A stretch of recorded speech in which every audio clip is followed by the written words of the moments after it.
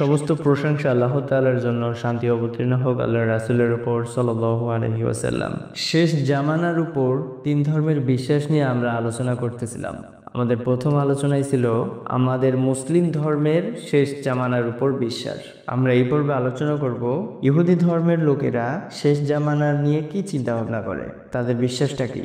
তো এখন থেকে 3000 বছর পূর্বে দাউদ আলাইহিসসালাম এবং সুলাইমান আলাইহিসসালাম ফিলিস্তিনে বিশাল সাম্রাজ্য প্রতিষ্ঠা করেছিলেন। পরবর্তীতে ইহুদিদের পথভ্রষ্টতা এবং অহংকারের কারণে আল্লাহ তাআলা তাদের এই সাম্রাজ্যকে ধ্বংস করে দেন। গত 3000 বছর ধরে ইহুদিরা এরকম একটি সাম্রাজ্য ফিরে পাওয়ার নেশায় বুঁদ হয়ে আছে। এজন্যই ইসরায়েল রাষ্ট্রের প্রতিষ্ঠা। তাদের মতে আল্লাহ তাআলা দাউদের বংশে তাদের জন্য একজন মসিহ পাঠাবেন, যিনি হবেন একজন রাজনৈতিক এবং ধর্মীয় নেতা, যিনি দাউদের সাম্রাজ্য পুনরুদ্ধার করবেন এবং এই রাজ্য চিরকাল ধরে অক্ষত থাকবে। দানিয়েলের 14 পৃষ্ঠার 7 নম্বর অধ্যায়। মসিহের রাজ্য চিরকাল স্থায়ী হবে, ধ্বংস হবে না। প্রসঙ্গত ইহুদিরা পরকালীন বিশ্বাসকে গুরুত্ব দেয় না, তাদের কাছে দুনিয়াই সব।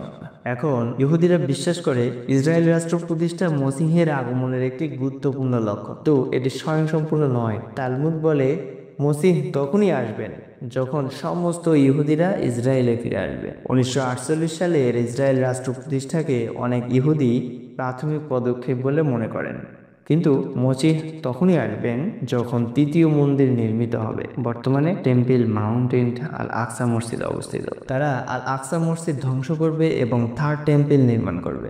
তো ইহুদিরা তাদের মসিহ আগমনের প্রতীক্ষায় আছে, যে মসিহ তাদেরকে এক চিরস্থায়ী সাম্রাজ্য প্রদান করবে।